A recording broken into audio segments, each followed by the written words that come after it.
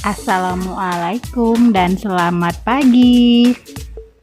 Ketemu lagi di pelajaran biologi kelas 11. Materi kita hari ini adalah tentang struktur dan fungsi jaringan hewan. Coba perhatikan gambar berikut. Olahraga apa yang sedang dilakukan wanita pada gambar itu ya? Yap, benar. Lalu apa hubungannya dengan materi kita hari ini ya? Ketika kamu melakukan olahraga skipping, kenapa organ di dalam tubuh kamu tidak ikut terjatuh? Nah, untuk tahu jawabannya, yuk kita simak materi pelajaran hari ini. Inilah yang akan kita pelajari hari ini, yaitu tentang jaringan hewan. Jaringan penyusun tubuh hewan dibedakan menjadi jaringan epitelium, jaringan ikat, jaringan otot, dan jaringan saraf. Yang pertama adalah jaringan epitelium. Jaringan epitelium adalah jaringan penutup permukaan tubuh, organ tubuh, dan kelenjar sekresi. Jaringan epitelium dapat berasal dari perkembangan lapisan ektoderm, mesoderm, atau endoderm. Berdasarkan bentuk dan susunannya, jaringan epitelium dapat dibedakan menjadi 8 macam, yaitu epitel pipi selapis, contohnya pada pembuluh darah, epitel pipi berlapis banyak, contoh pada rongga mulut, epitel kubus selapis, contoh pada nefron ginjal, epitel kubus berlapis banyak, contoh pada kelenjar keringat.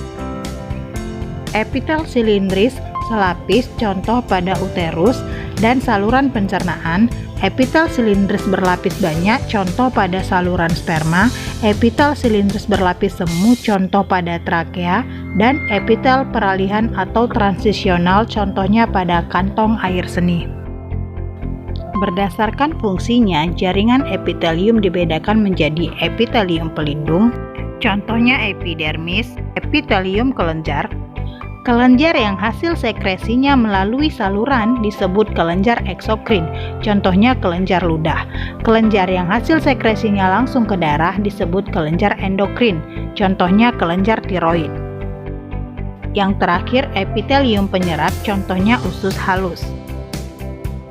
Yang kedua, jaringan ikat.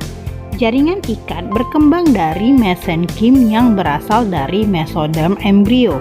Fungsi jaringan ikat adalah melekatkan jaringan satu dengan jaringan lainnya, membungkus organ, mengisi rongga di antara organ-organ, dan membentuk sistem imunitas.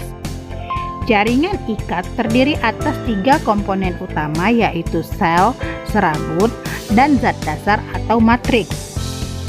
Sel penyusun jaringan ikat adalah fibroblast, makrofag, sel mas atau sel tiang, sel lemak, sel plasma, dan leukosit.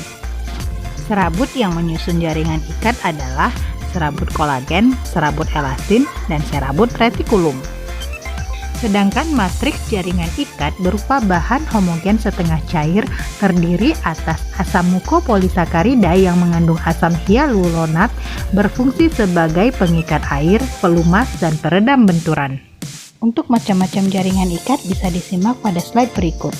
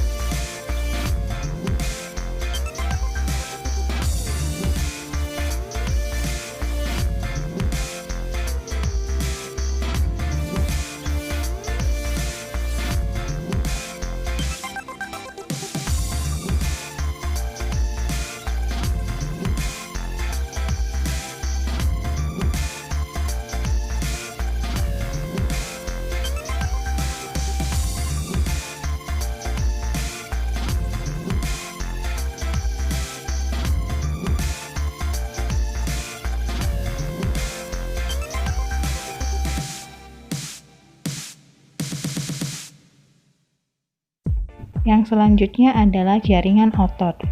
Otot berfungsi sebagai alat gerak aktif.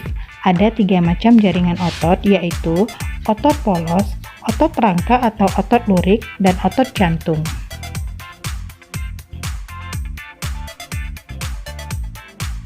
Yang terakhir, jaringan saraf. Jaringan saraf berfungsi mengirimkan sinyal-sinyal ke seluruh tubuh tersusun atas sel-sel saraf yang disebut neuron. Neuron terdiri dari dendrit, akson, dan badan sel. Ada 3 macam neuron, yaitu neuron sensori, neuron motor, dan neuron asosiasi. Nah, kumpulan jaringan-jaringan ini akan membentuk organ. Organ adalah kumpulan berbagai jaringan yang mempunyai fungsi tertentu. Contohnya jantung yang tersusun dari jaringan epitel, jaringan ikat, jaringan otot, dan jaringan saraf. Selanjutnya, organ-organ akan membentuk sistem organ. Sistem organ adalah kumpulan berbagai organ yang mempunyai fungsi tertentu. Tubuh manusia memiliki sistem rangka, otot, pencernaan, pernapasan, transportasi, saraf, reproduksi, hormon, dan ekskresi. Nah, jadi sekarang kamu semua sudah tahu kan kenapa walaupun kita melakukan olahraga skipping, organ di dalam tubuh kita tetap melekat pada tempatnya dan tidak terjatuh. Ya, itu semua karena adanya fungsi dari jaringan yang ada di tubuh kita. Oke, sekian dulu pelajaran kita hari ini. Tetap semangat belajar dan jaga kesehatan. Sampai jumpa di pertemuan selanjutnya. Assalamualaikum warahmatullahi wabarakatuh.